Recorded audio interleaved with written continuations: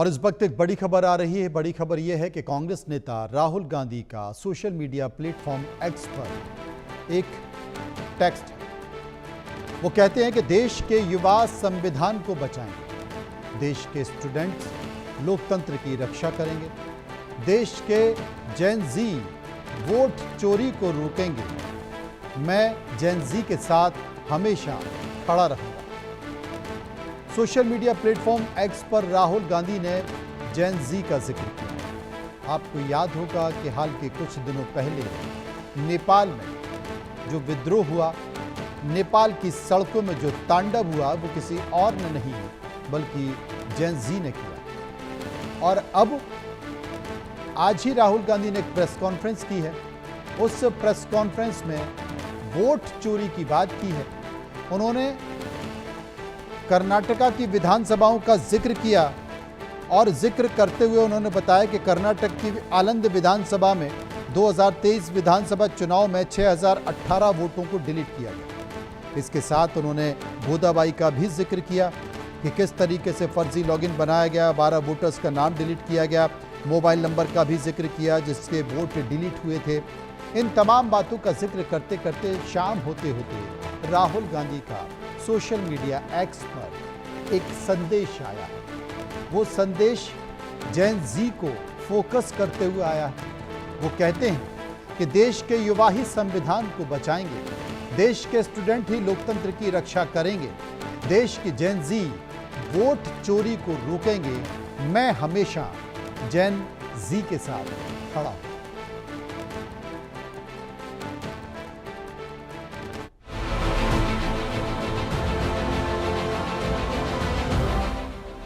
बीते कई दिनों से सोशल मीडिया पर कांग्रेस, खासकर राहुल गांधी के हाइड्रोजन बम का सस्पेंस आखिरकार राहुल गांधी ने खुद खत्म कर दिया। इस बार राहुल बाकायदा जीते जागते सबूतों के साथ आए और चुनाव आयोग पर न केवल बीजेपी से मिली भगत का बल्कि मुख्य चुनाव आयुक्त ज्ञानेश कुमार को कटघरे में खड़ा कर डाला। 31 मिनट में राहुल गांधी ने वोट चोरी का मुद्दा रखा, प्रेजेंटेशन में बताया कि किस तरह वोट चोरी की गई है, फिर उन्हें सामने लेकर आए जिनके वोट चोरी का दावा वो करते आए हैं, जिनके वोट चोरी का दावा उन्होंने पत्रकारों की मौजूदगी में किया। Here is example number 1, lady called Godabai. Someone created fake logins, deleted 12 voters, attempted to delete because then this was stopped. Godabai, of course, has no idea. Can you show us what Godabai has to say about this? Election time ಈಗ ನಾ ಅರ್ಜಿ ಹಾಕಿಲ್ಲ, ನನಗೆ ಅದಕ್ಕೆ ಸಂಬಂಧ ಇಲ್ಲ, ಅದು ಯಾರು ಹೊಟ್ಟಿ ಕಿಚ್ಚಿಗೆ ಯಾರು ಹಾಕ್ಯಾರ ಅನ್ನೋದು ನನಗೆ ಗೊತ್ತಾಗಿಲ್ಲ। So she has no idea. इसके बाद पत्रकारों से मुखातिब राहुल ने सीईसी ज्ञानेश कुमार पर हमला किया, साफ कहा कि वो वोट चोरों के रक्षक बने हुए हैं। इससे ज्यादा गंभीर आरोप राहुल ने ये लगाया कि ज्ञानेश कुमार लोकतंत्र को बर्बाद करने में जुटे हुए हैं। ज्ञानेश कुमार जी, आप अपना काम कीजिए। आपने ओथ लिया है, आप हिंदुस्तान के चीफ इलेक्शन कमिश्नर हैं। आपसे कर्नाटक की सीआईडी सबूत मांग रही है। आप कर्नाटक की सीआईडी को यह सबूत 1 सप्ताह के अंदर दे दीजिए, नहीं तो पूरा हिंदुस्तान के सारे युवा इस बात को एक्सेप्ट करेंगे कि आप हिंदुस्तान के कॉन्स्टिट्यूशन, हिंदुस्तान के संविधान की हत्या में शामिल हो, हिंदुस्तान के संविधान की रक्षा नहीं कर रहे हो और वोट चोरों की आप मदद कर रहे हो। राहुल गांधी ने जो आरोप लगाए उसमें कई सीटों से लेकर लोगों तक का जिक्र उन्होंने किया। जैसे कर्नाटक की आलंद सीट, राहुल ने यहां 6018 वोट डिलीट किए जाने का आरोप लगाया। हालांकि राहुल ने यह भी कहा कि ये संख्या और ज्यादा हो सकती है। सिस्टम के जरिए उन्होंने इन वोटों के डिलीट होने का दावा किया। इसके अलावा गोदाबाई के लॉगिन का मामला भी राहुल गांधी ने उठाया, जिसमें 63 साल की गोदाबाई का एक वीडियो दिखाया। इसमें राहुल ने कहा, इसमें गोदाबाई को कहते हुए सुना जा सकता है कि मेरा वोट डिलीट किया गया, मुझे इसकी कोई जानकारी नहीं है। गोदाबाई के नाम से फेक लॉगिन बनाया गया। 12 वोटर्स के नाम डिलीट करने की बात वो कहती सुनाई देती हैं। डिलीट करने के लिए नंबर्स का इस्तेमाल। आनंद में जिन वोटर्स के नाम डिलीट किए गए उनको हटाने के लिए दूसरे राज्यों में ऑपरेट हो रहे मोबाइल नंबर्स का इस्तेमाल किया गया। राहुल ने प्रेजेंटेशन में उनके नंबर भी बताए।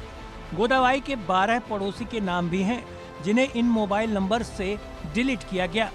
राहुल ने कर्नाटक में सीआईडी की जांच से भागने का आरोप भी इलेक्शन कमीशन पर लगाया है। कर्नाटक सीआईडी ने 18 बार चुनाव आयोग से जानकारी मांगी। इसके लिए उसने चिट्ठियां भी लिखी, लेकिन ईसीआई ने नहीं दी। ऐसा क्यों किया जा रहा है? क्योंकि इससे हमें पता चल जाएगा कि ये ऑपरेशन कहां से चल रहा है। हमें पूरी तरह यकीन है कि ये हमें उसी जगह तक ले जाएगा। Yes, and it's a completely organized effort. It's very clear that the Election Commission is involved in this effort, and Rahul ji has very clearly exposed it. हालांकि राहुल गांधी के आरोपों को चुनाव आयोग ने खारिज कर दिया है। उसने इन आरोपों को बेबुनियाद बताया है।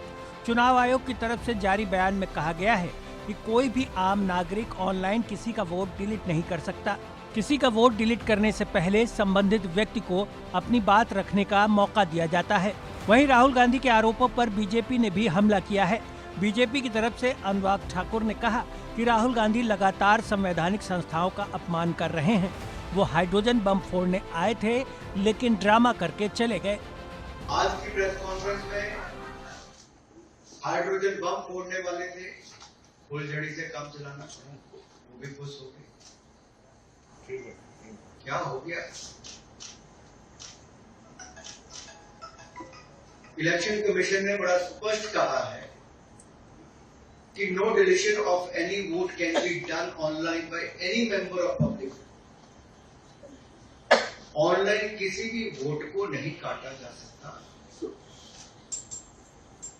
और no deletion can take place without giving an opportunity of being heard to the affected person. तो बगैर किसी की बात सुने उसका वोट नहीं काटते, कोई निर्णय नहीं करते। यही नहीं, जिस आनंद सीट का राहुल ने हवाला दिया उस पर अनुराग ठाकुर ने कहा कि क्या राहुल गांधी मानते हैं कि इस सीट पर उनके प्रत्याशी की जीत वोट चोरी के चलते हुई है?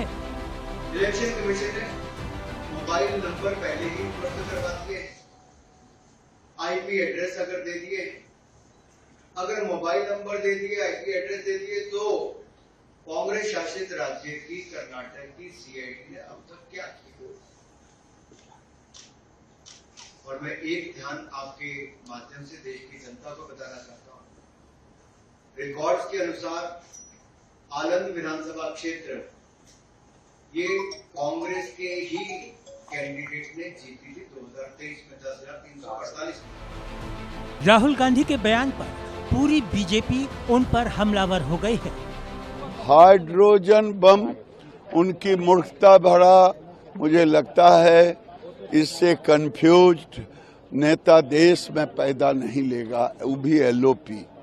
ये कुछ पता नहीं है, होपलेस नेता देश को मिला है, ये दुर्भाग्य। बिहार चुनाव से पहले जिस तरह राहुल गांधी वोट चोरी के आरोपों को धार दे रहे हैं, बीजेपी और चुनाव आयोग की प्रतिक्रियाएं ये बता रही कि ये मुद्दा लंबा चलने वाला है। हाँ, ये सवाल अलग है कि राहुल के इन आरोपों से कांग्रेस का कितना भला होगा। Bureau report, India news.